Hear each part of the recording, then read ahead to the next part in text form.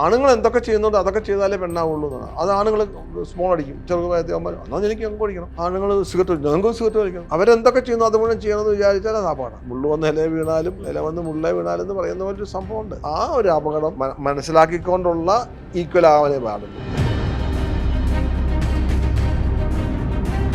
കുറേ പെമ്പിള്ളേർ BSA സൈക്കിളിൽ പോകും. നമ്മൾ അന്തം വിട്ട് നിൽക്കുക, പെമ്പിള്ളേർ സൈക്കിൾ ഓടിക്കുന്നത്. എൻ്റെ കൂടെയുള്ള മറ്റേ കുറേ പിള്ളേരെല്ലാം കൂടെ അത് കൂടെ കൂവിക്കൊണ്ട് ഓടിക്കും. ഇവളുമാർ ഈ കുട്ടികൾ ചമ്മി വല്ലാതെ വിഷം തീർത്ത് സൈക്കിട്ട് പോകുക. ഈ പിള്ളേരിന്ന് ആമ്പിള്ളേർ കൂവാണ് ഇവർ. ഇന്ന് നടക്കും അത്. ഒരു നടൻ അല്ലെങ്കിൽ നടിക്ക് വേണ്ട ഗുണങ്ങൾ എന്തൊക്കെയാണ്, ക്വാളിറ്റീസ് വേണ്ടത് അവരാലോചിച്ചിട്ട് പറഞ്ഞു. 3 കാര്യങ്ങളാണ്. 1 ഇമാജിനേഷൻ, 2 ഇമാജിനേഷൻ, 3 ഇമാജിനേഷൻ. അത് മാത്രം മതി. ഭാവന വേണം. ഒരു കൊച്ചുകുട്ടി വഴിയെ കരഞ്ഞുകൊണ്ട് പോകുന്നു. ഞാൻ പണ്ടൊക്കെയാണ് ഏതോ തൻ്റെ ചെറുക്കാൻ എന്നൊക്കെ ചിലപ്പോൾ വിചാരിക്കും. ഇപ്പം എനിക്കൊരു കുഞ്ഞു, അത് ആരുടെ കുഞ്ഞാന്ന് എനിക്കറിയില്ല, പക്ഷേ ആരുടെ കുഞ്ഞാണെന്ന് ഞാൻ പെട്ടെന്ന് വിഷമാവും. എനിക്ക് ഒരു ടീ ഷോപ്പ്, അതിനകത്ത് ഒരു പെൺകുട്ടി സിഗരറ്റ് കുടി, അപ്പുറത്തൊക്കെ വേറെ ആരൊക്കെയോ ആണുങ്ങളൊക്കെ ഇരിക്കുന്നുണ്ട്. അവർ ചായ കുടിക്കുന്നതാണ് പറയുന്നത്. ഇവരുടെ കൂട്ടത്തിൽ കൂടുതൽ ഒരു 20 വയസ്സ് കാണും സിഗരറ്റ് കുടിക്കുന്നത്. ഇപ്പം നമുക്കിപ്പോൾ അതും ഒരു അത്ഭുതമാണ് കാണുന്നത്. ഇതിലേക്ക് പെൺപിള്ളേരിങ്ങനെ വിളിക്കുന്നല്ലോ എന്നുള്ള സംഭവം. ഞാൻ എൻ്റെ ഇത്രയും നാളത്തെ ജീവിതത്തിൽ പുരുഷനേക്കാളും ബുദ്ധിയും വൈഭവവും എല്ലാം ഉള്ള സ്ത്രീക്കാണ്, കഴിവും സ്ത്രീക്കാണ്. പക്ഷെ അവരവരൊന്നും പ്രയോജനപ്പെടുത്തുന്നില്ല. Perilloor premier league web series Hotstar റിലീസാവാൻ പോകുന്ന വെബ് സീരീസിന്റെ വിശേഷങ്ങളുമായി വിജയരാഘവൻ സാറും ഒപ്പം തന്നെ അശോകൻ സാറും. നമസ്കാരം കുട്ടേട്ട. നമസ്കാരം അശോകൻ. കുട്ടേട്ട, ഇപ്പോൾ 50 വർഷം നീണ്ടു നിൽക്കുന്ന അഭിനയ ജീവിതം. അപ്പോൾ അതിനോടൊപ്പം തന്നെ ജീവിതത്തിലും ഒരുപാട് അനുഭവങ്ങളും അറിവുകളും. ഈ വെബ് സീരീസ് ഒരു പുതിയ സംവിധായകൻ്റെ എന്നുകൂടിയാണ്.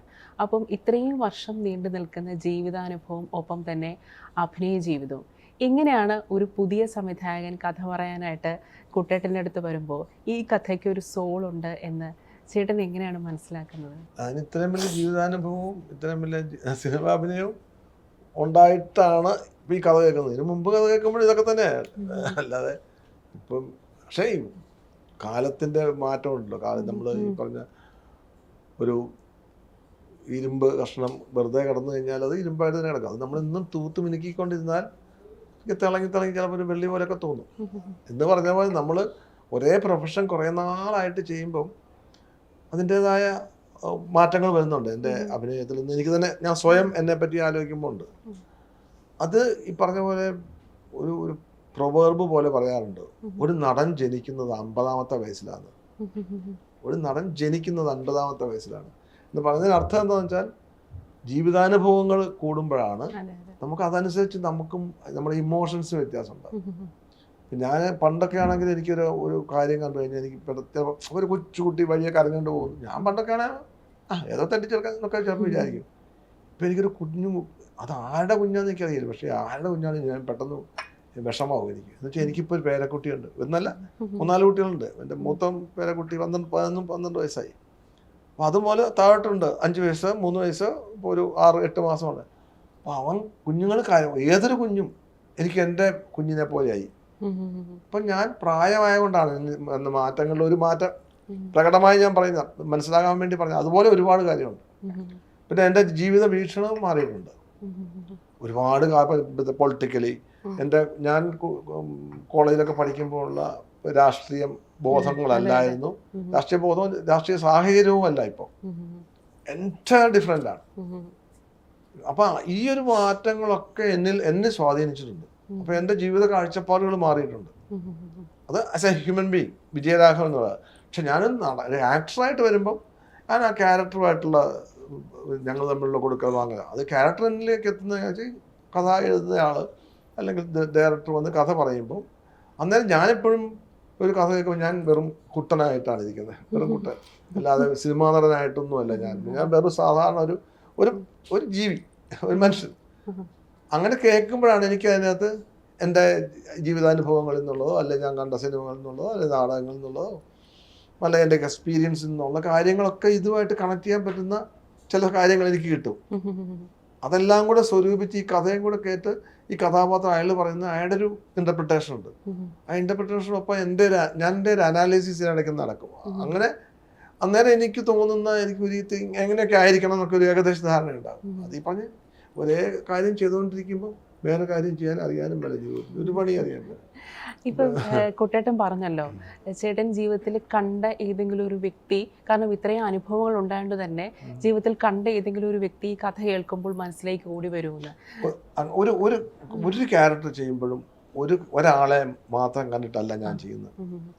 A character is not one but a multitude എന്ന് പറയും. ഒന്നല്ല, പലതാണ്. അപ്പൊ ഇതിനകത്ത് ഈ പറഞ്ഞ ഇത് തന്നെയാണ്. എനിക്ക് പരിചയമുള്ള ഒരു മുനിസിപ്പൽ ചെയർമാൻ ഉണ്ട്, എൻ്റെ പരിചയത്തിലുള്ള ആളുണ്ട്. അയാൾ തന്നെയല്ല, അയാൾ ചില അംശങ്ങളുണ്ട് ചേട്ടന്റെ കഥാപാത്രത്തിൽ, ഈ കഥാപാത്രത്തിൽ. ഇപ്പൊ ഈ പഞ്ചായത്ത് പ്രസിഡന്റ് ആണ് ഇതിനകത്ത്. അപ്പൊ അതിനകത്ത് ഇനി അങ്ങനെയുള്ള ഒരാളുണ്ട്. പിന്നെ വേറെ പിള്ളേച്ചനുണ്ട്, മനസ്സിലുള്ള ചായ ഒരു ഹോട്ടൽ നടത്തുന്ന ഒരാളുണ്ട്, പുള്ളിയുണ്ട്. പിന്നെ അങ്ങനെ കുറെ പേരുണ്ട്. പിന്നെ എൻ്റെ ചില അംശങ്ങളുണ്ട്. എൻ്റെ ഈ അഭിനയ ജീവിതത്തിൽ ചില എക്സ്പീരിയൻസ് ചെയ്യുന്നുണ്ട്, ചില മാനറിസംസ് ഒക്കെ ഇങ്ങനെ ഉപയോഗിക്കാം. അങ്ങനെ പല അതേ ഒന്നല്ല, ഒരാളെ അതുപോലെ അനുകരിക്കില്ല. അതാണ് മിമിക്രി. ഒരാളെ അനുകരിക്കുക, അത് മിമിക്രി ആവും. മിമിക്രി എന്ന് വെച്ചാൽ ആ ഒരാളിന്റെ പ്രത്യേകതകളെ നമ്മൾ പ്രൊജക്റ്റ് ചെയ്ത് കാണിക്കുന്നത്. അതൊരിക്കലും ക്യാരക്ടർ ആകുകയില്ല. അങ്ങനെ നമ്മൾ ഒരാളിൽ മാത്രം ഇൻസിസ്റ്റ് ചെയ്താൽ അതൊരു ക്യാരക്ടർ ആകുകയില്ല. നമ്മൾ ഫോഴ്സ് ടു ഡു ആവും. അതിനുവേണ്ടി അത് ചെയ്യാൻ വേണ്ടിയിട്ട് ഫോഴ്സ്ഡ് ആവും നമ്മൾ തന്നെ, നമ്മുടെ മെന്റല്. ഇത് എനിക്ക് ഫോഴ്സ്ഫുൾ അല്ല. ഞാൻ ആ പല അംശങ്ങളും ഞാൻ എന്നിലേക്ക് എടുക്കുക, എന്നിട്ട് എന്നിലാണ് ഞാൻ അത് റിപ്രൊഡ്യൂസ് ചെയ്യുന്നത്. അതിന്റെ ഈ പറഞ്ഞ വിമർശകൻ ഞാൻ തന്നെ, എത്രയും വേണം എന്നൊക്കെ ഞാൻ തന്നെ വിമർശിച്ചുകൊണ്ട് തന്നെയാണ് ചെയ്യുന്നത്. അത് ഏത് രീതിയിൽ കൺസീവ് ചെയ്യണം എന്നുള്ളത് കുട്ടേട്ടന്റെ ഒരു ഇന്റർപ്രിട്ടേഷൻ ആണ്. അത് ഇപ്പൊ ഞാനീ പറഞ്ഞതാണ് ഇന്റർപ്രിട്ടേഷൻ. അത് എനിക്ക് എന്റെ മനസ്സിൽ അങ്ങനെ തോന്നുന്നതാണ്. ഞാൻ എൻ്റെ ജീവിതാനുഭവങ്ങൾ കൊണ്ടും നാടക എക്സ്പീരിയൻസ് ഉണ്ട്, നാടക റിഹേഴ്സലുകൾ കണ്ട്. ഇപ്പം എൻ്റെ പല നടീനടന്മാരും ക്യാരക്ടർ ആകുന്ന മാറുന്നത് ഞാൻ കണ്ടിട്ടുണ്ട്. എൻ്റെ കണ്ണിലൂടെ അങ്ങനെ സംഭവങ്ങൾ നടന്നിട്ടുണ്ട്. ഒരു സാധാരണ നടൻ അതിൽ കഥാപാത്രമാകുന്നത് നമ്മൾ അത്ഭുതപ്പെട്ടു പോകും. അപ്പം അങ്ങനെ പലരും ആകുന്നത് ഞാൻ കണ്ടിട്ടുണ്ട്. അതൊക്കെ ആ ഒരു എക്സ്പീരിയൻസ് ആണ് എൻ്റെ ജീവിത എക്സ്പീരിയൻസ് എന്ന് പറയുന്നത്. അത് അഭിനയമായിട്ട് ബന്ധപ്പെട്ടതാണ്. അതുകൊണ്ട് എനിക്ക് പെട്ടെന്ന് റിലേറ്റ് ചെയ്യാൻ പറ്റുന്നുണ്ടെന്ന് തോന്നണം. അതുകൊണ്ടായിരിക്കാം ഇങ്ങനെയൊക്കെ സാധിക്കുന്നതെന്ന് തോന്നുന്നു. ഇപ്പോൾ അശോകൻ ചേട്ടാ, ഇപ്പോൾ KM സോമൻ, നമ്മൾ ഈ വെബ് സീരീസിൽ കേമൻ സോമൻ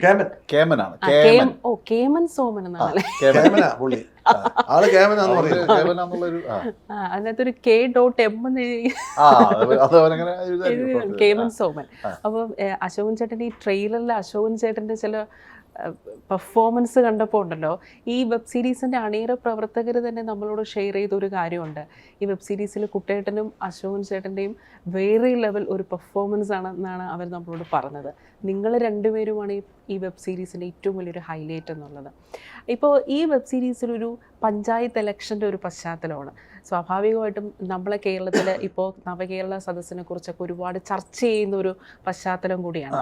അപ്പോൾ ഒരു പൊളിറ്റിക്സും അതിൻ്റെ ഒരു പശ്ചാത്തലവുമായിട്ടൊരു വെബ് സീരീസ് വരുമ്പോൾ ഈ വെബ് സീരീസിൽ കാണിക്കുന്ന പൊളിറ്റിക്സും അതിനോടനുബന്ധിച്ച് നടക്കുന്ന കാര്യങ്ങളും നിലവിലുള്ള ഏതെങ്കിലും രീതിയിൽ സോഷ്യലി ഇൻഫ്ലുവൻസ് ചെയ്യാൻ സാധ്യതയുണ്ടോ? കാരണം സിനിമ എന്ന് പറയുന്ന മാധ്യമം നമ്മളെല്ലാവരും ഒരുപാട് ഇൻഫ്ലുവൻസ് ചെയ്യുമല്ലോ. അതുകൊണ്ട് തന്നെ ഈ വെബ് സീരീസിൽ പറയുന്ന ഈ ഒരു പൊളിറ്റിക്സും കാര്യങ്ങളൊക്കെ സോഷ്യലി ഏത് രീതിയിലായിരിക്കാം ഇൻഫ്ലുവൻസ് ചെയ്യുക? ഒരു നമ്മുടെ നിലവിലുള്ള ഒരു രാഷ്ട്രീയ പാർട്ടികളും എൻ്റെ മനസ്സിലില്ല. അല്ലെങ്കിൽ തീരത്തില്ല. ഇതിനകത്ത് അങ്ങനെ രാഷ്ട്രീയ പാർട്ടികളെ ഒരു സംഭവവും ഇല്ല. പക്ഷെ ചിലപ്പം പ്രേക്ഷകൻ കാണുമ്പോൾ, ഇപ്പോഴത്തെ നല്ല പ്രേക്ഷകൻ കാണുമ്പോൾ നമ്മുടെ ചുറ്റും നിൽക്കുന്ന വൃത്തികേടുകളുണ്ടല്ലോ, അതൊക്കെ ഇതിനകത്ത് പലപ്പോഴും തോന്നാതെ. അത് ഒരു പ്രത്യേക പാർട്ടിയുടെ എന്നുള്ളതല്ല, രാഷ്ട്രീയത്തിൽ തന്നെ നമുക്ക് എല്ലാവരുടെ മനസ്സിൽ ചില എന്താ അങ്ങനെ എന്നൊക്കെ ചൊന്ന് അങ്ങനത്തെ പല കാര്യങ്ങളും അത്. പക്ഷെ ഈ ഒരു രാഷ്ട്രീയ പാർട്ടിയുടെ ഒരു ബന്ധവുമില്ല. പിന്നെ അടിസ്ഥാനമായിട്ട് മനുഷ്യന്റെ സ്വഭാവമുണ്ട്.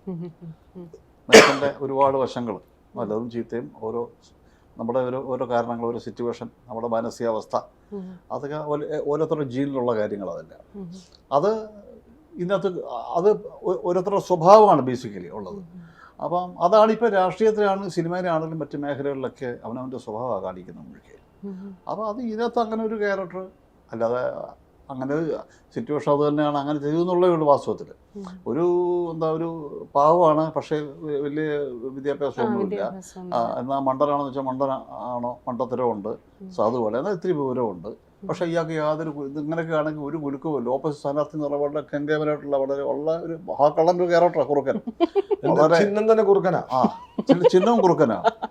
വളരെ എക്സ്പീരിയൻസ് ഉള്ള ഒരു പഞ്ചായത്ത് പ്രസിഡന്റൊക്കെ ആയിട്ടുള്ള ആളാണ്. ഈ പുള്ളിയോടാണ് ഇവൻ മത്സരിക്കുന്നത്. എപ്പോഴും തോക്കുകയാണ്. തോറ്റാലും പുള്ളിക്ക് പ്രശ്നമൊന്നുമില്ല. അങ്ങനെ അത് ജയിച്ചു എന്നുള്ള രീതിയിലാണ് നടക്കുന്നത് എപ്പോഴും. ഭയങ്കര ആ ആത്മവിശ്വാസം. കോൺഫിഡൻ്റ് ആണ് ഭയങ്കര എപ്പോഴും. പിന്നെ കള്ളത്തരങ്ങൾക്കെന്ന് പറഞ്ഞാൽ സൂത്രപ്പണികളൊക്കെ ഉണ്ട്. പക്ഷെ അതിനൊക്കെ ഇയാൾ ചെയ്യുന്നതിനൊക്കെ ഒരു ഇന്നസെൻസ് എവിടെയൊക്കെ ഉണ്ട്. അതങ്ങനെ ഇതിനകത്ത് പ്രത്യേകിച്ച് അങ്ങനെ അത് ഞാൻ പറഞ്ഞു വരുന്നത് മനുഷ്യൻ്റെ സ്വഭാവം ഇതല്ല. അത് രാഷ്ട്രീയത്തിൽ കാണിച്ചാലും സിനിമയിലാണെങ്കിലും മറ്റ് മേഖലകളിലാണെങ്കിലും ശരി, മനുഷ്യൻ ഓരോരുത്തർക്കും ഓരോ സ്വഭാവമുണ്ട്. നമുക്ക് എല്ലാം പറയുന്നില്ലേ, അയാൾ ഇച്ചിരി ക്രൂക്കടാണ്, അല്ലെങ്കിൽ അയാൾ മഹാകള്ളനാണ്, കുഴപ്പക്കാരനാണ്, അപ്പോൾ സാധുവാണ്, മര്യാദക്കാരനാണ്, സ്ട്രിക്റ്റാണ്. ഇത് ഏത് മേഖലയിൽ നമ്മൾ പോയി കഴിഞ്ഞാലും ആ മേഖലയിൽ ഇത് നമ്മൾ കാണിക്കും. അവൻ്റെ അടിസ്ഥാന സ്വഭാവം എല്ലാത്തിലും ഉണ്ടാവും. പ്രത്യേകിച്ചും നമുക്ക് ഒരു ഓപ്പോസിറ്റ് സാഹചര്യത്തിൽ നമ്മൾ വന്ന് പെടുമ്പോഴായിരിക്കും നമ്മുടെ റിയൽ ക്യാരക്ടർ പുറത്തോട്ട് വരല്ലേ. പിന്നെ ഇപ്പോൾ നേരത്തെ കുട്ടേടൻ പറഞ്ഞ എന്തെങ്കിലും പ്രശ്നത്തെ അഭിമുഖീകരിക്കാൻ വേണ്ടി വരുമ്പോൾ കുട്ടേടൻ പറഞ്ഞൊരു കാര്യം, കുറേ നമ്മൾ ഓരോ ഏജ് ഇങ്ങനെ ആയിക്കൊണ്ടിരിക്കുമ്പോഴാണ് നമുക്ക് കൂടുതൽ അറിവും തിരിച്ചറിവുകൾ, ഓരോ തിരിച്ചറിവ് ഉള്ളിൽ കിടക്കുന്ന അത് നമ്മുടെ ജീനിൻ്റെ ഈ വർക്കൗട്ട് ആകുന്ന സമയം ഒരു പക്ഷേ അത് കറക്റ്റാണ് പറഞ്ഞത്. അത് അപ്പോഴാണ് തോന്നുന്നത്. ഇപ്പം പറഞ്ഞ ഒരു കുട്ടിയെ വിഷമിച്ചു തന്നെ കരയെന്നാണ് നമുക്ക് വിഷമം തോന്നും. ശരിയാണ്. ഈ നമ്മുടെ ചെറുപ്പകാലത്തെന്ന് വെച്ചാൽ നമ്മൾ അത്രയും നമുക്കൊരു ഫീൽ ഉണ്ടാവില്ല. എന്നൊക്കെ പറയുന്നതല്ലാതെ ഇതിനെ കൂടുതൽ ചിന്തിക്കുന്നതൊക്കെ ഒരു പീരീഡ് കഴിയുമ്പോൾ കല്യാണം കഴിച്ച് മക്കളും ഒക്കെ ആയി കഴിയുമ്പോൾ അതാണ് നമ്മളത് ആ രീതിയിൽ നമ്മൾ ചിന്തിച്ചു തുടങ്ങുന്നത്. അത് കൂടുതൽ ഒരു അഭിനയ രംഗത്ത് ഈ പറഞ്ഞ കൊള്ളാൻ സാധിക്കുന്നതൊക്കെ നമ്മുടെ ജീവിതത്തിലെ അവസ്ഥ അത് തന്നെയാണ്. തീരം പണ്ട് ഒരു കാലത്ത് അത്ര വലിയ വരുമാനമൊന്നും ഇല്ലാത്ത സമയം ഉണ്ടായിരുന്നു. അന്ന് ഭക്ഷണം കഴിക്കാനൊക്കെ ചിലപ്പം ബുദ്ധിമുട്ടുള്ള സമയം അങ്ങനെ ഉണ്ടായിട്ടുണ്ട്. ഞാൻ അതൊക്കെ അനുഭവിച്ചിട്ടുണ്ട്. അല്ല, നമ്മളിഷ്ടമുള്ള ഭക്ഷണം, പക്ഷെ അന്നൊന്നും അത് ഇല്ല എന്നുള്ള തോന്നലേ ഇല്ല. എന്തെങ്കിലുമൊക്കെ കഴിക്കാനുണ്ട്. അല്ല കപ്പയാണെങ്കിൽ കാച്ചിലുണ്ട്, അല്ലെങ്കിൽ ചോറിനെല്ലാം കഞ്ഞി ആയിരിക്കാം. പക്ഷെ അന്നൊന്നും ഒരു കഞ്ഞിയായി പോയാലല്ലേ എനിക്ക് ഭക്ഷണമൊക്കെ എല്ലാം അങ്ങനെ തോന്നിയിട്ടേ ഇല്ല. മനസ്സിലായി. പക്ഷെ ഇന്ന് ഞാൻ അതിനെപ്പറ്റി ആലോചിക്കുമ്പോൾ അങ്ങനെ കാലം ഉണ്ടായിരുന്നു. ആ കാലത്തെ തീഷ്ണത, തീവ്രത, ഇല്ലായ്മയുടെ ബുദ്ധിമുട്ടുകളൊക്കെ ഇപ്പോഴാണ് ഞാൻ അനലൈസ് ചെയ്യുന്നത്. അന്നൊന്നുമില്ല. അന്നൊരു കുട്ടിയല്ലേ, കുട്ടിക്ക് എന്താ ഇന്നത്തെ ആ രീതിയിലും മാറി. ഇന്ന് ഞാൻ ആലോചിക്കുമ്പോഴാണ് എനിക്കത് അതിനെപ്പറ്റി അങ്ങനെ അവസ്ഥ. അപ്പൊ അതൊക്കെയാണ് എൻ്റെ കരുത്ത് എന്നൊക്കെ ഇപ്പം വിശകലനം ചെയ്തുകൊണ്ടിരിക്കുകയല്ല. പണ്ടതൊന്നുമില്ല. അന്നായില്ല, എന്നാ കപ്പ മതി, നമുക്ക് കപ്പ ഒന്ന് ഇവിടെ കളിക്കാൻ പോകും, അല്ലെങ്കിൽ ഇത്രേ ഉള്ളൂ. അല്ലാതെ അതിൻ്റെ അങ്ങനെയൊന്നും അല്ല. അപ്പൊ ഈ അനുഭവങ്ങളുടെ പ്രാധാന്യം അതെങ്ങനെ വ്യാഖ്യാനിക്കുന്നതനുസരിച്ചാണ് എല്ലാ അനുഭവങ്ങളും. അതെ, അത് നമ്മുടെ ഇന്റർപ്രിട്ടേഷനാണ്. നമ്മളത് എങ്ങനെ കൈകാര്യം ചെയ്യുന്നുള്ളതാണ്. ഇപ്പോൾ ഈ പറഞ്ഞ ആഹാരത്തിൻ്റെ മുമ്പൊക്കെ ഞാനൊക്കെ ആഹാരത്തിൽ ഭയങ്കര നിർബന്ധവും കാര്യങ്ങളൊക്കെ എനിക്ക് ഇന്ന കാര്യങ്ങൾ വീട്ടിലാണെങ്കിൽ ശരി നിർബന്ധമാണ് ഭയങ്കര. ഇന്ന കറികൾ ആ രീതിയിൽ വേണം, എനിക്ക് ചില പ്രത്യേക ആഹാര ആ രീതിയിൽ വേണം എന്നൊക്കെ ഉണ്ടായിരുന്നു. ഒരുപാട് ഭയങ്കര ശാപ്പാട് പ്രിയനായിരുന്നു, ഭയങ്കര ആഹാര കൊതിയായിരുന്നു. പക്ഷെ ഇപ്പം ഇത് നമ്മളൊരു ഏജ് ആയിക്കൊണ്ടിരിക്കുന്ന സമയത്ത് സ്വാഭാവികമായിട്ടും ആ ഒരു ആർത്തിയും കാര്യങ്ങളും ക്വാണ്ടിറ്റിയല്ല ഞാൻ കുറയ്ക്കുക. ഇഷ്ടപ്പെട്ട ഒരുപാട് ആഹാരമുണ്ട്, പക്ഷെ അതൊക്കെ ജസ്റ്റ് വേണമെങ്കിലൊന്ന് ട്രൈ ചെയ്യുന്നുള്ളേ ഉള്ളൂ. അല്ല, എൻ്റെ അമ്മ ഈ സിനിമകൾ കാണുമ്പോൾ, അവർ ഈ പുതിയ സിനിമകൾ കാണുമ്പോൾ പുതിയ നായകന്മാരൊക്കെ ആയിരിക്കുമല്ലോ. അപ്പോൾ എൻ്റെ അമ്മ കണ്ടിട്ട് പറഞ്ഞായിരുന്നു, ഇപ്പം ചേട്ടനാണെങ്കിലും വിജയരാഘവൻ കുട്ടേട്ടനാണെങ്കിലും ജഗദീഷ് ചേട്ടനാണെങ്കിലും അമ്മ ഇങ്ങനെ പറയുമായിരുന്നു, അവരൊക്കെ ഒരുപാട് ജീവിതാനുഭവങ്ങളുണ്ട്, അതുകൊണ്ടാണ് അവർക്ക് ഇപ്പോഴും നല്ലതുപോലെ അഭിനയിക്കാൻ സാധിക്കുന്നതെന്ന്. സത്യമാണ്. സന്തോഷമുള്ള കാര്യം പറയുന്നത്. അങ്ങനെ നമുക്കത് അനലൈസ് ചെയ്യാൻ പറ്റും. ഒരു കാര്യം പറയും, ഇത് കേട്ടുമ്പോൾ നമ്മൾ ആ അനുഭവത്തിൽ കൂടെ പോയില്ലെങ്കിലും മറ്റൊരാള് ഇപ്പം നമുക്ക് ഇപ്പം നമ്മുടെ വീട്ടിലൊരാൾ മരിച്ചു, നമ്മുടെ വീട്ടിലായാലും മരിച്ചിട്ട് നമുക്ക് അനുഭവമില്ല. പക്ഷെ നമുക്ക് അതല്ലേ നമ്മുടെ വീട്ടിൽ അടുത്ത സുഹൃത്തിൻ്റെ അച്ഛൻ മരിച്ചു കാണും, അല്ലെ അവൻ്റെ അമ്മ മരിച്ചു കാണും, അല്ല അങ്ങനത്തെ പല സംഭവങ്ങളും നമ്മൾ കണ്ടിട്ടില്ല. അപ്പം നമ്മുടെ അച്ഛൻ അപ്പം അതിനെ നമുക്കൊന്ന് നമ്മുടേതാക്കി ആലോചിച്ചാൽ പോരെ. അങ്ങനെയൊക്കെയാണ് നമ്മൾ റിലേറ്റ് ചെയ്യുന്നത്. അതാ കറക്റ്റ്. ആ അനുഭവങ്ങൾ മനസ്സിലുണ്ടാവും. പക്ഷെ അതിനുള്ള ഒരു ഭാവന വേണം നമുക്ക്. പണ്ടൊരു പ്രസിദ്ധയായ നടിയുണ്ടായിരുന്നു, സാറാ ബെർണാഡ് എന്ന് പറഞ്ഞ ഒരു നിരൂപകയൊക്കെ ആയിരുന്നു.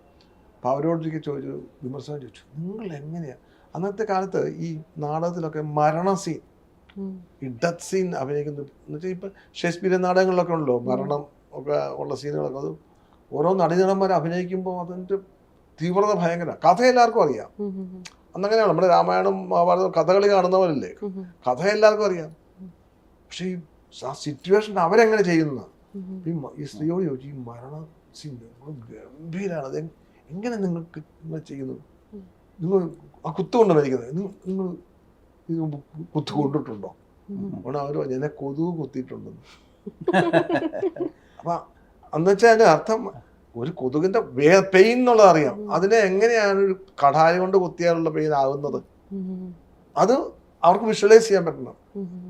അത് അവരുടെ ഭാവനയല്ല. അപ്പോൾ അവരോട് ചോദിച്ചു, അങ്ങനെയാണെങ്കിൽ ഒരു നടൻ അല്ലെങ്കിൽ ഒരു നടിക്ക് വേണ്ട ഗുണങ്ങൾ എന്തൊക്കെയാണ്, ക്വാളിറ്റീസ് വേണ്ടത്, നടനാവണം അല്ലെങ്കിൽ നടിയാണ്, എന്ത് ക്വാളിറ്റീസ് വേണം? അവരാലോചിച്ചിട്ട് പറഞ്ഞു 3 കാര്യങ്ങൾ വേണം. 1 ഇമാജിനേഷൻ, 2 ഇമാജിനേഷൻ, 3 ഇമാജിനേഷൻ. അത് മാത്രം മതി, ഭാവന വേണം. അവനൊരു മനോധർമ്മ. പിന്നെ രൂപം കൊണ്ടൊന്നും പണ്ടൊക്കെ നമ്മുടെ വിചാരം അരോഗതടകാത്ത സുമുഖസുന്ദരൻ പിന്നെ കോമളൻ ആയിരിക്കണം എന്നൊക്കെ. ഒന്നുമല്ല, സൗന്ദര്യമേ അല്ല അഭിനയത്തിന് പ്രധാനം ഭാവനയാണ്. നമ്മുടെ ഭാവനയിൽ ഉണ്ടാകുന്ന സൃഷ്ടികളാണ് ഭാവനാ സൃഷ്ടികളാണ്. അത് നമ്മളിൽ കൂടെ നമ്മൾ പ്രകടിപ്പിക്കുക. ഭാവന മാത്രം മതി നടന്ന്. എന്താ ക്വാളിറ്റി വേണം? അതാണ് നമ്മുടെ ഭാവനയിൽ ഉണ്ടാവുന്നതാണ്. അത് എത്രമാത്രം നമുക്ക് വികസിപ്പിക്കാൻ പറ്റും, അതാണ് നമ്മുടെ മനസ്സും നമ്മുടെ മനോധർമ്മമാണ് ചെയ്ത് ഫലിപ്പിക്കുക എന്നുള്ളത്. ഈ ഒബ്സർവേഷൻ പ്രധാന ഒരു കാര്യമാണ്. നമ്മൾ നമ്മൾക്കറിയാം, ഈ ഒരുപാട് പലതരത്തിലുള്ള ആൾക്കാരെ നമ്മൾ കാണാം. ഈ സിറ്റിയേക്കാൾ ടൗണിലേക്കാൾ കൂടെ ഗ്രാമത്തിൽ ചെന്നാൽ കാണാം. ഇന്ന് ഗ്രാമങ്ങൾ കുറഞ്ഞു വരുവാണെങ്കിൽ പോലും ശരി, വിവിധ തരത്തിലുള്ള സംസാര ഭാഷകളും അവരുടെ വർത്തമാനങ്ങൾ, നാട്ടു ചൊല്ലുകൾ, അവർ മുണ്ടെടുക്കുന്നത്, അവരെ കളിയാക്കുന്നത്, അവരുടെ എക്സ്പ്രഷൻസ്, കാര്യങ്ങളൊക്കെ ഒരുപാട് കാണാൻ പറ്റും. അതിൽ നിന്നൊക്കെ എവിടെയെങ്കിലുമൊക്കെ അല്പം നമ്മുടെ കൂടെ അനുസരിച്ച് ഒരു നോക്കുകയാണെങ്കിൽ കിട്ടുകയാണെങ്കിലൊക്കെ. കഥാപാത്രങ്ങളെ കാണണമെങ്കിൽ ഈ നാട്ടിൻ പ്രദേശത്ത് തന്നെ കാണണം കൂടുതലും. കുട്ടേട്ട, ഇപ്പോൾ ഈ നിഖില വിമലും കുട്ടേട്ടനും തമ്മിലുള്ളൊരു കോംബോ ഉണ്ടല്ലോ. എനിക്ക് ട്രെയിലർ കണ്ടപ്പോൾ തന്നെ അച്ഛൻ മകൾ കോംബോ, നമുക്ക് ഇപ്പോൾ ഒരു മരുമകൾ കോംബോ. അപ്പോൾ അതെ അതെ. അപ്പോൾ എനിക്ക് എപ്പോഴും തോന്നിയിട്ടുണ്ട്, ഇപ്പം ഒരു ആൺകുട്ടിയും പെൺകുട്ടിയാണെങ്കിൽ അച്ഛൻ എപ്പോഴും കുറച്ച് കൂടുതൽ വാത്സല്യം പെൺമക്കളോടായിരിക്കും. അത് എപ്പോഴും കുട്ടേട്ടന് 2 ആൺകുട്ടികളാണല്ലേ, അശോകൻ ചേട്ടന് ഒരു മോളാണ്. അല്ല, എനിക്കങ്ങനെ പേഴ്സണലി തോന്നിയിട്ടുണ്ട്, അച്ഛന്മാർക്ക് എപ്പോഴും പെൺമക്കളോട് കുറച്ചൊരു വാത്സല്യവും ഒരു കുറച്ച് സ്നേഹവും, എന്നാൽ ആൺമക്കളോട് ഇത്തിരി ഒന്ന് വിരട്ടി നിർത്തും. അപ്പോൾ കുറെ കഴിയുമ്പോൾ അവർ നമ്മളെ വിരട്ടും.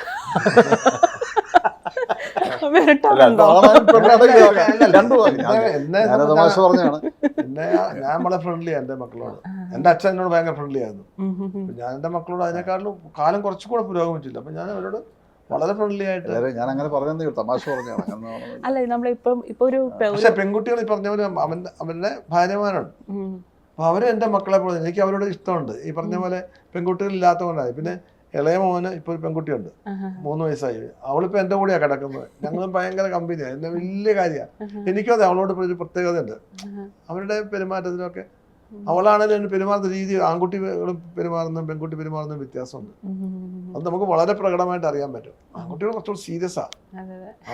മറ്റേ പെൺകുട്ടിയല്ല, നമ്മുടെ ഇഷ്ടം വേണം, അവൾ നമ്മളിൽ നിന്ന് ഇഷ്ടം പ്രതീക്ഷിക്കുന്നുണ്ട്, അതിന്റെ നെഞ്ചത്ത് കയറി കിടന്നുറങ്ങണം, അങ്ങനെയല്ല ഭാഷകൾ. ആൺകുട്ടികൾ അങ്ങനെയല്ല അവരുടെ സ്നേഹപ്രകടനം. അല്ല, ഇപ്പം എന്ന് വെച്ചാൽ ഞാൻ എപ്പോഴും ശ്രദ്ധിച്ചിട്ടുണ്ട്, ഒരു പെൺകുട്ടി സ്വന്തമായ അഭിപ്രായവും അതുപോലെ തന്നെ ഇൻഡിപെൻഡൻ്റ് ആയിട്ടുള്ള ഒരു പെൺകുട്ടിയുടെ ആ ഒരു തോട്ടിനും വളർച്ചയ്ക്കും പിന്നിൽ ഒരു നല്ലൊരു അച്ഛൻ, ഒരു ഫെമിനിസ്റ്റ് ആയിട്ടുള്ള ഒരു അച്ഛൻ്റെ ആ ഒരു ഇൻഫ്ലുവൻസ് ഉറപ്പായിട്ടും ഉണ്ടായിരിക്കും. നല്ലൊരു അച്ഛൻ്റെ മകളാണെങ്കിൽ മാത്രമേ ആ ഒരു പെൺകുട്ടിക്ക് അതുപോലെ രീതിയിൽ ബ്രോഡായിട്ടൊക്കെ ചിന്തിക്കാനും ഇൻഡിപെൻഡൻ്റ് ആയിട്ടൊക്കെ നിൽക്കാനും പറ്റുള്ളൂ. നിങ്ങളിപ്പോൾ ഒരുപാട് തലമുറകൾ, നിങ്ങളുടെ കഴിഞ്ഞ തലമുറ, ഇപ്പോഴത്തെ തലമുറ, ഇനി വരാനിരിക്കുന്ന തലമുറയൊക്കെ നിങ്ങൾ കണ്ടുകൊണ്ടിരിക്കുകയാണല്ലോ. നിങ്ങൾക്ക് എങ്ങനെയാണ് തോന്നിയിട്ടുള്ളത് അതിനെക്കുറിച്ച്? സാധാരണ ഈ പഴയ തലമുറയിലേക്ക് പെൺകുട്ടികളെ കുറച്ച് സ്ട്രിക്റ്റ് ആയിട്ടാണല്ലോ വളർത്തുന്നത്. പക്ഷെ ഇപ്പോൾ വളരെ പ്രസിദ്ധരായിട്ടുള്ള പെൺകുട്ടികളെല്ലാം പറയുന്നത് എൻ്റെ അച്ഛനാണ് എന്നെ ഏറ്റവും കൂടുതൽ ഇൻഫ്ലുവൻസ് ചെയ്തിരിക്കുന്നത്, എൻ്റെ വിജയത്തിൻ്റെ പിന്നിൽ എൻ്റെ അച്ഛനാണെന്ന് പലരും പറയാറുണ്ട്. ഞാനിപ്പോൾ എൻ്റെ മൂത്ത മോൻ്റെ ഭാര്യ, അവള് ഡോക്ടറാണ്, ഡെന്റിസ്റ്റാണ്. പക്ഷെ അവള് നല്ല ഇന്റലിജന്റ് ആണ്, പഠിക്കാനൊക്കെ. എനിക്ക് വന്നു 2 കുട്ടികളായി. എനിക്ക് പക്ഷെ അവളുടെ ഒരു ഇന്റലിജൻസിനെ പറ്റി എനിക്ക് കുറച്ചും കൂടെ ബോധ്യം വന്നു. ഞാൻ പറഞ്ഞത് നീ ഒന്ന് പഠിക്കുമെന്ന് പറഞ്ഞു. 2 വർഷമല്ല, അവളിപ്പോൾ UK പഠിക്കാൻ പോയതാ. അവളിപ്പോൾ PhD എടുക്കാനുള്ളൊരു ശ്രമത്തിലാണ് ഇപ്പം. അപ്പൊ അത് ഞാൻ അവളോട് നീ പോകാൻ പറഞ്ഞു. അപ്പൊ അവൻ അച്ഛൻ വേണം നീ പോ. അവള് പോയപ്പോ അവനും പോയി കൂടെ. അപ്പൊ അങ്ങനെ കൊച്ചുങ്ങളും പോയി. അപ്പൊ അവന് ഇവിടെ ബിസിനസ്സൊക്കെ ഉള്ള, അവൻ അനിയനെ ഏൽപ്പിച്ചിട്ട് അവനും പോയി. അതൊന്നും ഒരിക്കലും നമ്മൾ വിചാരിച്ചിട്ടുള്ള കാര്യമല്ല. പക്ഷെ അവർ പോകുന്നു, അവരുടെ ഇഷ്ടത്തിന് പോകണം, അങ്ങനെ ചെയ്യണം. ഞങ്ങൾ ചെറിയ ബിസിനസ് ഉണ്ട് മൂത്ത മോൻ്റെ. അതിപ്പോ എന്റെ ഇളയ മോന്റെ ഭാര്യ ഏൽപ്പിച്ചിരിക്കുക. അവളെ എന്നാ അവളെ എനിക്ക് എൻ്റെ മോള് തന്നെയാണ് അവള്. അങ്ങനെ നമ്മൾ പെൺകുട്ടികളെ കാണാൻ പറ്റുന്ന ഏതൊരച്ഛനും. എൻ്റെ മകൻ്റെ ഭാര്യ എന്ന് പറയുമ്പോൾ എൻ്റെ മോളായിട്ട് ഞാൻ അവളെ കാണുന്നത്. അവൾക്ക് അതിന് അപ്പോൾ അവരത്രയും തൻ്റെ ഇടം ഉണ്ട്. അവള് ഡ്രൈവിംഗ് പഠിച്ചു, രണ്ടാമത്തെ ഡ്രൈവിംഗ് പഠിച്ച് പേടിയാ. അവനില്ല, നീ വണ്ടി എടുത്ത് പോകും, നീ പോയാൽ പറ്റും, ഡ്രൈവ് വെക്കണ്ട. അപ്പോൾ അവള് നന്നായിട്ട് ഓടിക്കുന്നുണ്ട്. അത് ഞാൻ തന്നെയാണ് പറഞ്ഞ അവളെ കൊണ്ട് ഓടിപ്പിക്കുന്നത്. അങ്ങനെ നമ്മളൊരു പെൺകുട്ടി അങ്ങനെ ഇതിനെ കൊണ്ട് പറ്റുമോ ഒരു സംശയങ്ങളൊക്കെ ഉണ്ടാവും. അത് പെൺകുട്ടികൾ കാർ ഡ്രൈവ് ചെയ്യുമ്പോൾ എപ്പോഴും അങ്ങനെ ഒരു സംഭവം ഉണ്ടല്ലോ. ഇപ്പൊ മാറി കേട്ടോ. അതല്ല, ഞാൻ കോളേജിൽ പഠിക്കുന്ന സമയത്ത് ഒരു സ്ത്രീ ഒന്ന് ഹെറാൾഡ് എന്ന വണ്ടി ഉണ്ടായിരുന്നു. നിങ്ങളൊന്ന് കണ്ടാണ് ഹെറാൾഡ്, ഒരു സ്റ്റാൻഡേർഡ് എന്ന കമ്പനി ഉണ്ടായിരുന്നു. ഇപ്പൊ ഇല്ല, വണ്ടിയേ ഇല്ല. ഹെറാൾഡ് കാർ ഓടിച്ചു സ്ത്രീ പോകുന്നു. ഞങ്ങളൊക്കെ നോക്കി നിൽക്കും, ഇങ്ങനെ പോകുന്നു. അവര് അന്ന് ഇവിടെ കോട്ടയം നാട്ടകം കോളേജ്, മറ്റേ ഗവൺമെന്റ് കോളേജാണ്. അവിടെ അധ്യാപികയാണ്. അവർ മഹാരാഷ്ട്രയിലെ മറ്റേ പഠിപ്പ് പുറത്തെവിടെയായിരുന്നു. ഇവിടെ നാട്ടിൽ വന്നിട്ട് അപ്പോൾ പെണ്ണ് കാർ ഓടിക്കുന്നു. ഞാൻ ഇങ്ങനെ കൈവിട്ടിരിക്കുന്നു. എത്ര വർഷം മുമ്പ്, 50-55 വർഷം മുമ്പത്തെ കാര്യം പറഞ്ഞു. അത് അത്ഭുതമായിരുന്നു. ഇന്നിപ്പോ നമുക്ക് കൊള്ളാം. ഞാൻ ഈ സ്കൂൾ പഠിക്കുന്ന സമയത്ത് 6-7 പഠിക്കുന്ന സമയത്ത് ഞങ്ങൾ സ്കൂളിൽ 2-3 കിലോമീറ്റർ നടന്നാ പോകുന്നത് ക്ലാസ്സിൽ. എൻ്റെ കൂടെ കുറേ നേരത്ത് നമ്മുടെ കൂടെയുള്ള പഠിച്ചവരൊക്കെ ഉണ്ട്. അത് അന്നും കുറേ പെൺകുട്ടികൾ, അടുത്ത് ഈ പെൺപിള്ളേർ മാത്രം പഠിക്കുന്ന ഒരു ബഥനി എന്ന് പറയുന്ന സ്കൂളുണ്ട് കേരളങ്ങര. അവർ കുറേ അന്നത്തെ BSA സൈക്കിളുണ്ട്. ഈ പെൺപിള്ളേരന്ന് കുറേ പെൺപിള്ളേർ BSA സൈക്കിളിൽ പോകും. നമ്മൾ അന്തം പെട്ടിരിക്കുക, പെൺപിള്ളേർ സൈക്കിൾ ഓടിക്കുന്നത്. എൻ്റെ കൂടെയുള്ള മറ്റേ കുറേ പിള്ളേരെല്ലാം കൂടെ അത് ഇവരെ കൂടെ കൂവിക്കൊണ്ട് ഓടിക്കുക. ഈ പെൺപിള്ളേർ കഷ്ടമാണ്.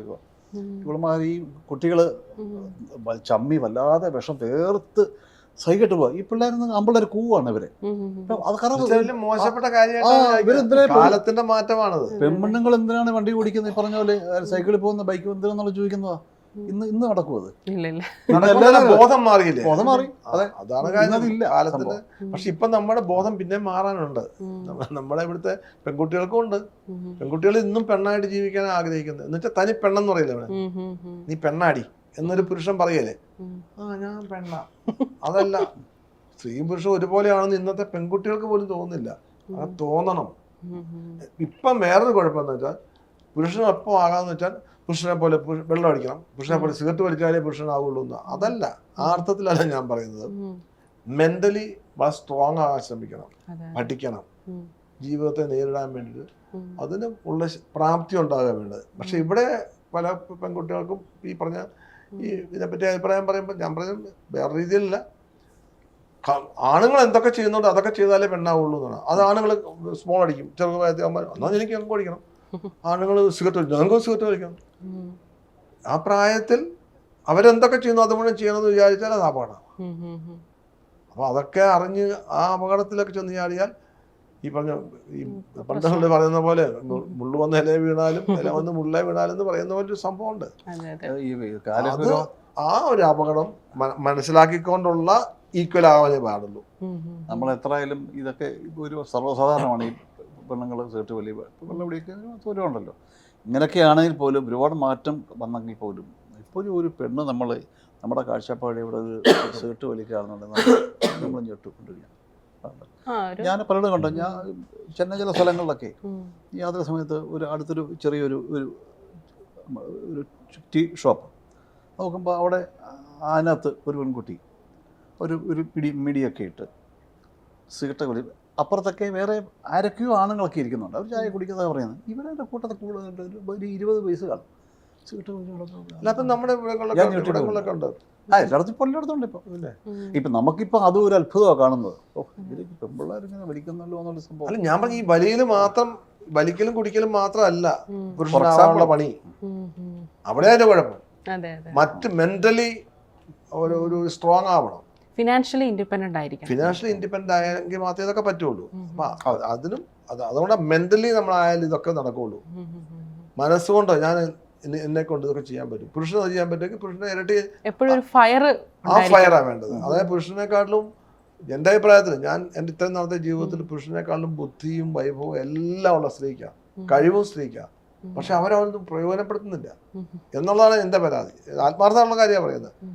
ആണുങ്ങൾക്ക് ഒരു ഒന്നോ രണ്ടോ കാര്യങ്ങൾ കൊണ്ടൊന്നും ചെയ്യാൻ പറ്റില്ല. അല്ല, അവരതിനെ പ്രയോജനപ്പെടുത്താത്തതിൻ്റെ ഒരു വലിയൊരു കാര്യം ഈ സൊസൈറ്റിയുടെ ഒരു പ്രഷറും ഒരു ഫാക്ടർ അല്ലേ?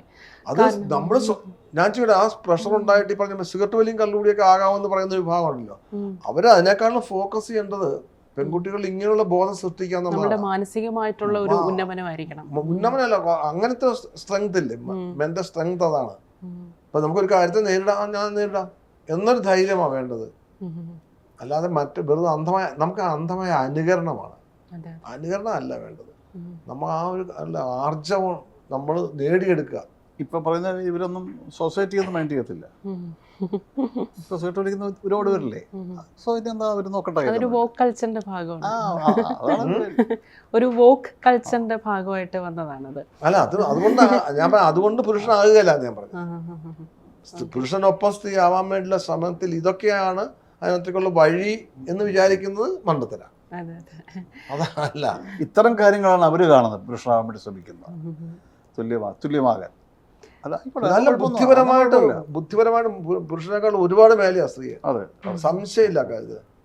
എന്റെ ഇത്രയും നാളത്തെ അനുഭവത്തിൽ ഒരു കാര്യങ്ങൾ വിവേചന ബുദ്ധിയോട് അത് ചെയ്യണോ ഇത് ചെയ്യണോ ഏതാ ചെയ്യേണ്ടത് ഇങ്ങനെയൊക്കെ തിരിച്ചറിയാനുള്ള കഴിവ് സ്ത്രീകൾക്കുണ്ട്.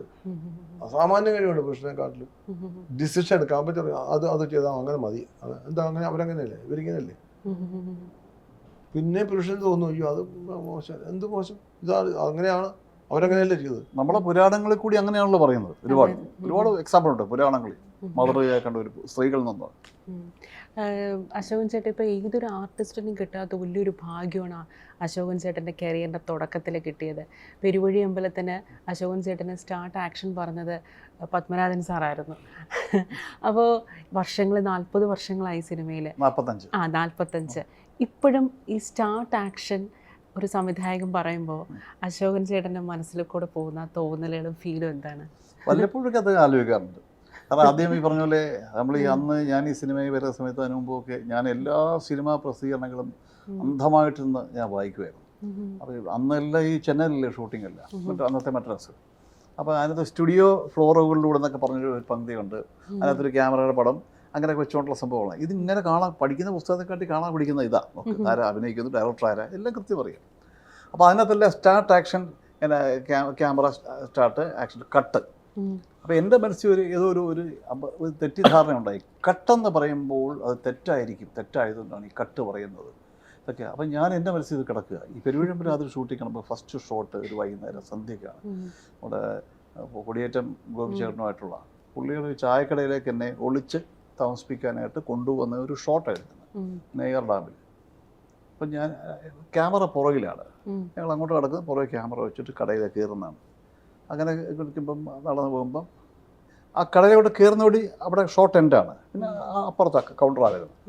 അപ്പോൾ ഇത് ഡയറക്ടർ പൃഥ്വിരാജ് ഷോട്ട് കഴിഞ്ഞപ്പോൾ കട്ട് നുറക്കി വിളിച്ചു. ഞാൻ ഞെട്ടി തിരിഞ്ഞപ്പോൾ അങ്ങോട്ട് ഞാൻ വെച്ചു നമ്മളിന്ന് തെറ്റായതുകൊണ്ടാണോ പേടിച്ചു ഞാൻ.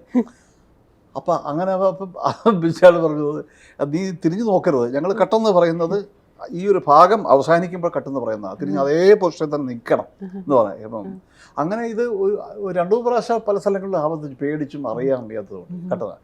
എൻ്റെ മനസ്സിലേക്ക് കട്ടെന്ന് പറഞ്ഞാൽ ഇതാണ് കിടക്കുന്നത്. അങ്ങനെ അത് പിന്നെ ഓക്കെ ശരിയായി കുറച്ച് ചെയ്ത്. ഇപ്പം അശോകൻ ചേട്ടൻ്റെ കരിയറിനെ സംബന്ധിച്ചിടത്തോളം ആ സമയത്തെ അധികാരമായിട്ടുള്ള സംവിധായകർ ഭരതൻ, പത്മരാജൻ, അടൂർ ഗോപാലകൃഷ്ണൻ, അവരുടെ കൂടെ മാത്രമല്ല മലയാളത്തിലുള്ള ഏറ്റവും പ്രഗത്ഭരായ മുഴുവൻ സിനിമയിൽ അഭിനയിച്ചു. അതെ. ഇപ്പോൾ ഈ യുവ സംവിധായകരുടെ കൂടെ അഭിനയിക്കുമ്പോൾ അശോകൻ ചേട്ടന് ഇനി ഫ്യൂച്ചറിൽ അധികായരെന്നുള്ള വിശേഷണത്തിന് ആവാൻ സാധ്യതയുള്ള യുവ സംവിധായകർ ആരാണെന്നാണ് അശോകൻ ചേട്ടന് തോന്നിയിട്ടുള്ളത്? അങ്ങനെ ഞാൻ ചിന്തിച്ചിട്ടില്ല വാസ്തവത്തിൽ. പക്ഷെ എന്നാലും ശരി, നല്ലൊരു ചോദ്യമാണ്. പക്ഷെ ഞാൻ അങ്ങനെ ചിന്തിട്ടില്ല. കാരണം ഇപ്പം അഭിനയിക്കുന്നത് വാസ്തവത്തിൽ എല്ലാവരും, ഞാൻ അഭിനയിക്കുന്ന എല്ലാം പുതിയ തലമുറയിലുള്ള ഡയറക്ടർമാരുടെ പടത്തിലൊക്കെ അഭിനയിക്കുന്നത്. അതിൽ എൻ്റെ ഒരു കാഴ്ചപ്പാടിൽ എല്ലാവരും വളരെ നല്ല കഴിവുള്ള മിടുക്കന്മാരായിട്ടുള്ള പുതിയ ഡയറക്ടേഴ്സാണ്. അല്ല, അത് എന്നെ സംബന്ധിച്ച് അതൊരു എനിക്ക് ഒരു ഭാഗ്യമാണ് കിട്ടുന്നത്.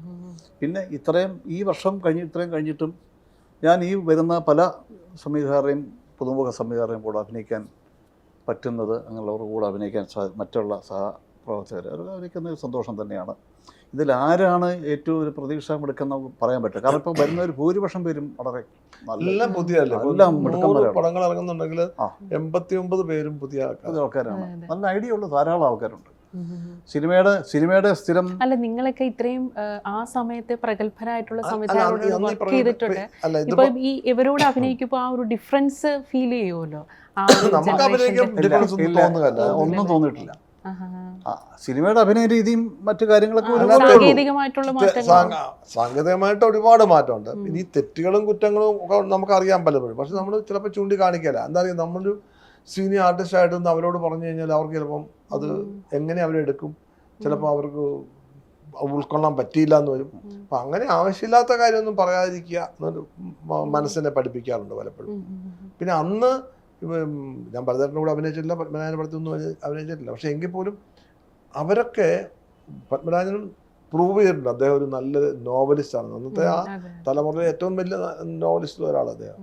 അദ്ദേഹത്തിൻ്റെ സിനിമകളൊക്കെ ഭയങ്കര ഡിഫറെൻ്റ് ആയിട്ടുള്ള, ഇപ്പം ഒരു ക്രിസ്ത്യൻ ബാക്ക്ഗ്രൗണ്ടിൽ ഒരു കഥ എഴുതി കഴിഞ്ഞാൽ അത് ഒരു ക്രിസ്ത്യാനിക്ക് മാത്രമേ എഴുതാൻ പറ്റുള്ളൂ തോന്നിപ്പോകും.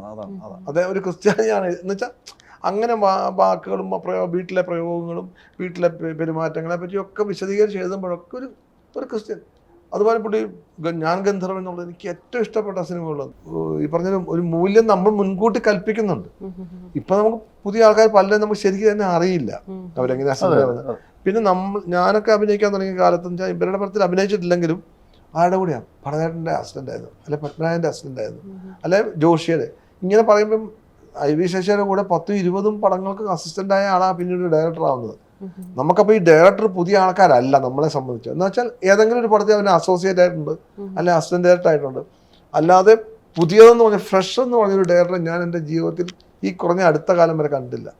എന്നുവെച്ചാൽ കണ്ടവരൊക്കെ ഒന്നില്ലെങ്കിൽ അസോസിയേറ്റ് ആയിരുന്നു, ഒന്ന് ഹരിഹരൻ സാറിൻ്റെയോ ഭരതൻ്റെയോ മെതായൻ്റെ ഈ പറഞ്ഞ സത്യാന്തിക്കാട് ഇങ്ങനെയുള്ളവരുടെയൊക്കെ അസിസ്റ്റൻ്റായിട്ട് അസോസിയേറ്റ് ആയിട്ടും വർക്ക് ചെയ്ത ആൾക്കാർ. അപ്പം അവരൊക്കെ പരിചയമുണ്ട് നമുക്ക്. ഇപ്പം നമുക്ക് ഒന്നും പരിചയമില്ലാത്ത ആൾക്കാർ എന്ന് പറഞ്ഞാൽ അതേപോലെ മീഡിയയുടെ വ്യത്യാസം ഉണ്ടല്ലോ. ഇവർക്കൊക്കെ ഈ ഇതിനകത്ത് മറ്റു പലതും ചെയ്ത് ശീലം അങ്ങനത്തെയാണ് അവർ വരുന്നത്. ഈ സിനിമയിൽ ഇപ്പം എല്ലാ ദിവസവും ഓരോരുത്തർ കടന്നു വരുവാണ്. ഇപ്പം നമ്മൾ ഇതുവരെ അഭിനയിച്ച കണ്ട സ്ഥിതിക്ക് എൻ്റെ ഒരു അഭിപ്രായം പറഞ്ഞു കഴിഞ്ഞാൽ ഈ ഇതിൽ നല്ലൊരു ഭാഗം പുതിയ തലമുറയുള്ള ഡയറക്ടേഴ്സും നമ്മുടെ മലയാള സിനിമയ്ക്ക് നല്ല പേര് ഉണ്ടാക്കാൻ ശ്രമിക്കുന്നവരാണ്.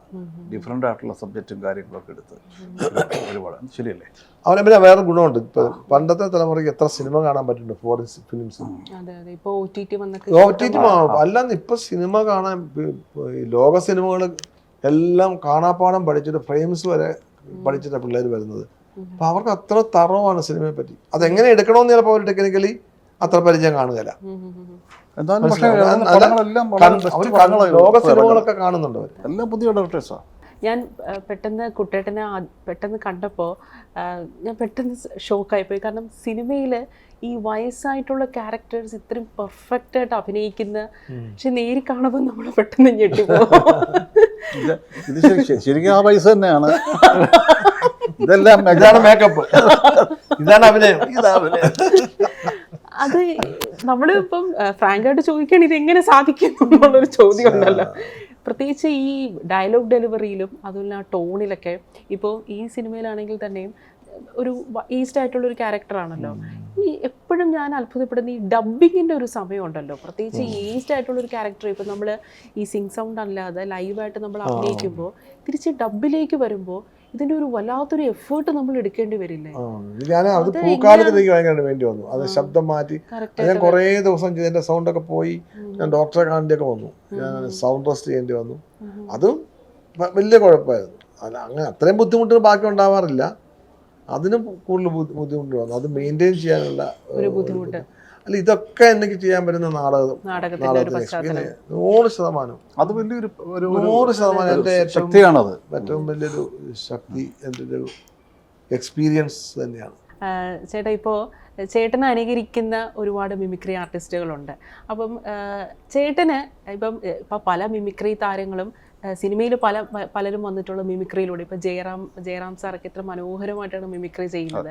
അപ്പം നിങ്ങളുടെ ഒരു സൗഹൃദ സദസ്സിലും കൂട്ടായ്മയിലൊക്കെ ഈ അശോകൻ ചേട്ടനെ നല്ല രീതിയിൽ അനുകരിച്ച ഒരു നടൻ ആരാണെന്നാണ് അശോകൻ ചേട്ടന് തോന്നിയിട്ടുള്ളത്?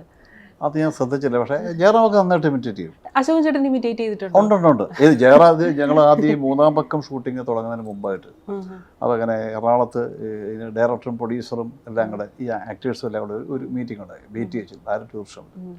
അപ്പോൾ അന്ന് ജയറാമിൻ്റെ 2ാമത്തെ പടമാണ് ഈ അപരം കഴിഞ്ഞിട്ട്. അപ്പോൾ ജയറാമിനെ പരിചയപ്പെടുത്തി പപ്പേട്ടൻ രാജേട്ടൻ. അതുപോലെ ഞങ്ങൾ തമ്മിൽ തമാശ കാര്യങ്ങൾ പറഞ്ഞു, ഷൂട്ടിംഗ് ഡേറ്റ് ഒക്കെ പറഞ്ഞ് ഓരോ ക്യാരക്ടറൊക്കെ ഇങ്ങനെയാണ് സബ്മിറ്റ് ചെയ്തതാണതൊക്കെ ഇങ്ങനെ തമാശയൊക്കെ പറഞ്ഞു. എല്ലാം പറഞ്ഞിട്ട് പറഞ്ഞു നിന്നെ ഇവ നന്നായിട്ട് ഇമിറ്റേറ്റ് ചെയ്യും എന്ന് പറഞ്ഞു. ഇപ്പം എനിക്ക് ഓർമ്മയുണ്ട്. അങ്ങനെ ജയറാം വരുന്നുണ്ട്. ഒരുപാട് മമ്മൂട്ടി, മോഹൻലാൽ, ലാൽ വലക്സ് എന്നെ ഒക്കെ ഒന്ന് കാണിച്ചപ്പോൾ സ്വാമിയേട്ടൻ ഇവരൊക്കെ കാണിച്ചു. അതാ പക്ഷെ അത് ജയറാം വളരെ അന്ന് സ്വാഭാവികമായിട്ടുള്ള രീതിയിൽ മിമിക്രീനെ ഇത്തിരി കൂട്ടി കാണിക്കണം, സ്വല്പം അത് വേണമല്ലോ. അങ്ങനെയാണ് ആദ്യം ഒരു നടൻ പിന്നെ അഭിനയിച്ച ഒരാളെ ഇമിറ്റേറ്റ് ചെയ്യുന്നത് ആദ്യം കാണുന്നത് ജയറാമിനെയാണ്. നമ്മൾ വേറെ മിമിക്രി കാണുമ്പോൾ ആലപ്പി അഷ്റഫിൻ്റെ ഞാൻ ആദ്യമായിട്ട് മിമിക്രി കാണുന്നതും ആലപ്പി അഷ്റഫ് എന്ന് പറഞ്ഞാൽ നമ്മുടെ ഡയറക്ടർ മിമിക്രി ഉണ്ടല്ലോ, പുള്ളിയുടെ മിമിക്രി ഞാൻ ആദ്യം കാണുന്നത്. അന്ന് പ്രേം നസീറിനെ ശങ്കരാടിയൊക്കെ പുള്ളി കാണിച്ചിരുന്നു. ഞാൻ ആദ്യം കാണുന്ന മിമിക്രി അതാണ് വാസ്തവത്തിൽ.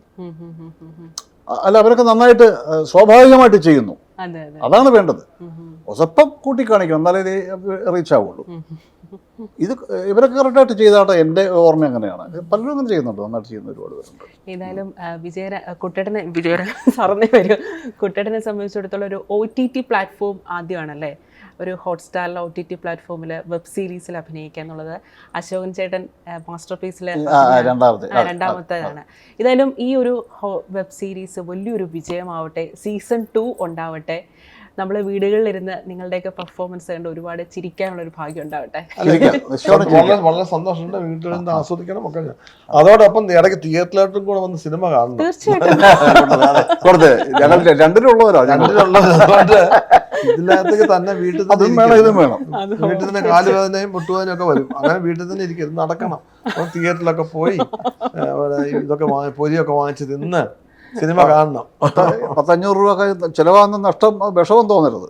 അല്ല, ആ ഒരു ലൈഫല്ലേ, ആ ഒരു ലൈഫ് നമ്മൾ ഒറ്റയ്ക്ക് ഇരുന്ന് കാണുന്നതും അല്ല വീട്ടിലുള്ള നമ്മുടെ ഭാര്യ മക്കളും നമ്മളെന്നും കണ്ടുകൊണ്ടിരിക്കുന്ന ആൾക്കാരുടെ കൂടെ നിന്ന് കാണുന്നതും ഒരു വലിയ സമൂഹത്തിന് കൂടെ നിന്ന് കാണുന്നതും വ്യത്യാസമാണ്. രണ്ട് എൻറ്റയർ ഡിഫറെൻ്റ് ആണ്. ആസ്വാദന ക്ഷമതയുടെ കാര്യത്തിൽ ആസ്വാദന രീതി വ്യത്യാസമുണ്ട്.